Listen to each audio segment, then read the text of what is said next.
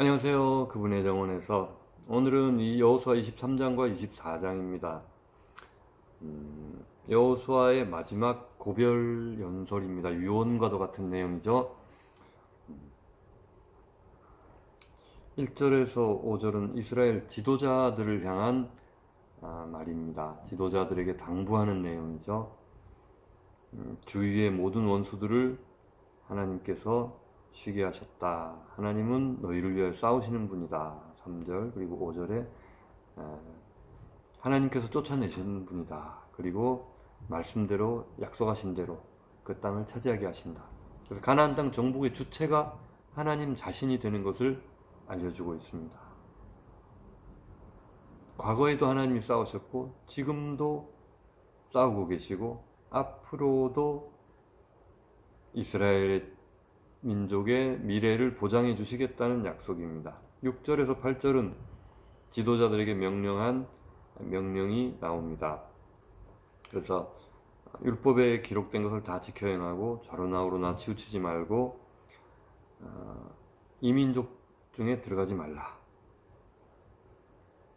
그들의 우상 숭배에 연루될 것을 걱정하신 것이죠. 그들의 신들의 이름을 부르지도 말고 그것들을 가리켜 맹세하지도 말고 섬겨서 절하지도 말라. 그리고 하나님께 가까이 하기를 오늘까지 행한 것처럼 지금까지처럼만 해라 라고 부탁을 합니다. 9절에서 11절은 그것에 대해서 설명을 합니다. 왜 이런 부탁을 하는가? 하나님께서 쫓아내셨기 때문에 그동안 우리를 맞선 사람들이 없었다. 그리고 너희들이 일당 백이라는데 일당 천이네요. 한 사람이 1000명을 쫓을 것이다. 그만큼 하나님이 강한 힘과 능력을 주신다는 얘기입니다. 그러니 스스로 조심하여 너희 하나님 여호와를 사랑하라. 하나님을 사랑해야 전쟁에서 승리한다는 이야기를 하고 있습니다. 이거 굉장히 교훈을 주는 말씀입니다. 우리가 이 땅에서 살아가면서 영적인 전쟁에서 승리하는 비결이 뭐냐? 어떤 권세나 은사나 재능이나 지혜가 아니라 그냥 하나님 사랑하는 마음이다 라는 이야기입니다. 12절과 13절에 보면 너희가 이 땅에 남아있는 가나안 종족들과 서로 통혼하고 그리고 결국 그게 문제가 된다는 얘기입니다. 결혼을 하면 그 여자들이 들어와서 우상 숭배를 아이들에게 가르치고 결국은 하나님 섬기는 사람들과 우상 숭배하는 사람들이 섞여버리면 그렇습니다. 맑은 물에다가 더러운 물을 한껏 부어버리면 전체가 다 더러워지는 것처럼 하나님께서는 그 이방민족, 우상을 숭배하는 이방민족에 단 한 사람도 용납할 수가 없었던 것입니다. 섞이면 더러워지니까. 14절과 16절에는 만약에 하나님을 떠나가면 너희들 다 망한다. 그 얘기를 하고 있습니다. 13절에도 이 아름다운 땅이 멸하리라. 15절에도 너희를 멸절하시기까지 이 아름다운 땅에서 번영하고 잘 살아야 되는데 망한다니까 무섭죠. 16절 끝에도 이 아름다운 땅에서 너희가 속히 멸망하리라.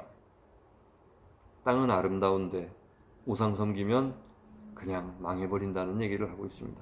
이게 무슨 얘기인가 하면 다른 성경에 보면 그런 얘기가 나옵니다. 이 사람들이 너희가 그 사람들보다 대단하게 잘나서 그 사람들을 몰아낸 게 아니라 그 사람들의 죄악이 머리끝까지 찼기 때문에 그래서 쫓아내고 너희를 넣는 거다. 만일 너희들도 그 사람들을 본받아서 죄악을 행하면 너희들 역시 그 사람들처럼 쫓겨나게 될 것이다 라고 말합니다. 공의의 하나님이십니다. 그래서 이스라엘 백성이 특별히 이뻐서가 아니라 그 죄악의 경중을 달아보시고 공의대로 판단하신다는 이야기입니다. 자, 24장에 넘어갑니다. 24장에 보면 세겜에 모인 백성들에게, 23장은 주로 지도자들을 향한 메시지였고 24장은 모든 백성들을 향해서 이야기를 합니다.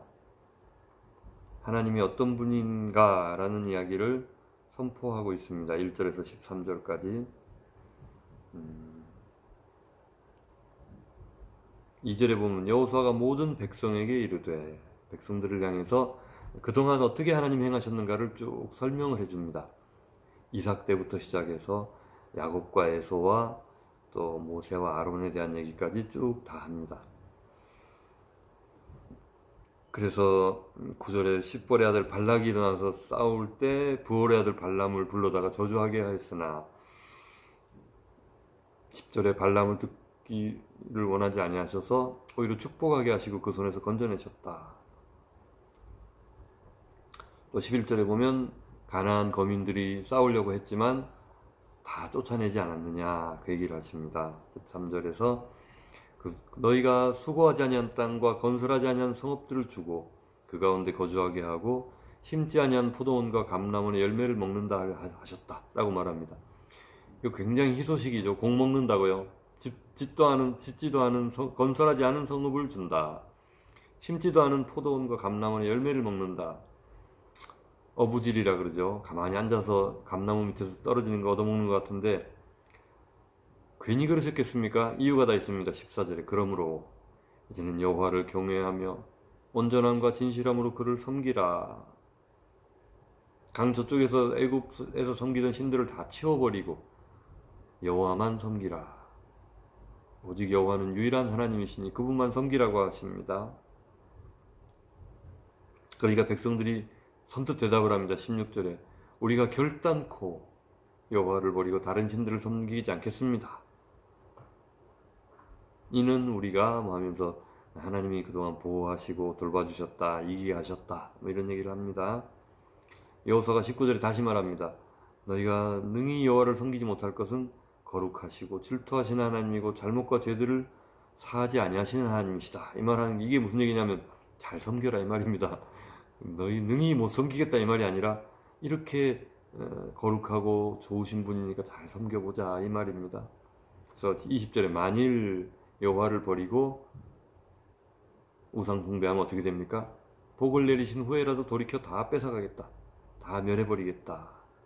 백성이 다시 대답합니다. 21절에 아닙니다. 우리가 여호와를 섬기겠습니다. 22절에 다시 한번 말하면 너희가 여호와를 택하고 그를 섬기리라 하였으니 스스로 증인이 되었다 라고 아주 못을 박아 놓습니다. 그러니까 우리가 증인입니다 라고 시인을 합니다.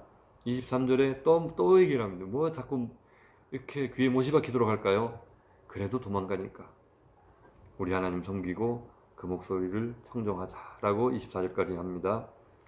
25절에 율례와 법도를 제정하고 언약을 맺고 백성들과 약속을 했습니다. 그리고 26절에서는 율법책을 기록하고 큰 돌을 가져다가 성소 곁에 있는 상수리 나무 아래 세워서 증거를 삼습니다. 후손들이 물어보겠죠. 이 돌은 뭐고 이거는 뭐 하는 겁니까? 그러면 이러저러해서 너희 조상들이 하나님만 섬기겠다고 맹세한 것이다. 뭐 그것을 보여주려는 것입니다. 각자 기업으로 돌아갑니다. 28절. 그 다음에 29절에 여호수아가 110세에 이제 죽었습니다. 또 33절에 아론의 아들 엘르아살도 죽습니다.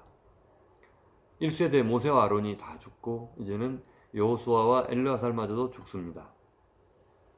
지도자들이 바뀌면 백성들의 사상도 바뀌는데 그나마 다행스러운 게 31절에 여호수아가 사는 날 동안 그리고 여호수아 뒤에 생존한 장로들 여호수아와 함께 동역했던 사람들이죠. 여호와께서 이스라엘을 위하여 행하신 모든 일을 아는 사람들이 사는 날 동안은 여호와를 섬겼다 라고 되어 있습니다. 그래도 장로들이 살아있는 동안은 여호와를 섬겼다고 하니까 참 다행입니다. 얼마나 이스라엘 사람들이 쉽사리 변하는지 우리가 앞으로 역사에서 보게 되겠지만 그게 또 우리의 모습입니다. 어제는 그렇게 했다가 오늘은 뒤돌아서서 주님을 부인하는 베드로와 같은 모습이 또 우리의 모습이기 때문에 주님을 섬기겠다라고 하는 결심, 또 주님만 모시겠다, 진실이 그분을 섬기고 떠나지 않겠다라는 이 결심, 이것을 매일매일 반복하고 또 되뇌어도 또 부족함이 없다는 생각이 듭니다. 오늘 들은 말씀을 또 마지막으로 이제 여호수아가 정리가 됩니다. 내일은 또 사사기로 들어가게 됩니다. 사사기에 또 얼마나 파란만장한 이야기들이 나올지 기대가 되시죠? 그럼 내일 뵙겠습니다.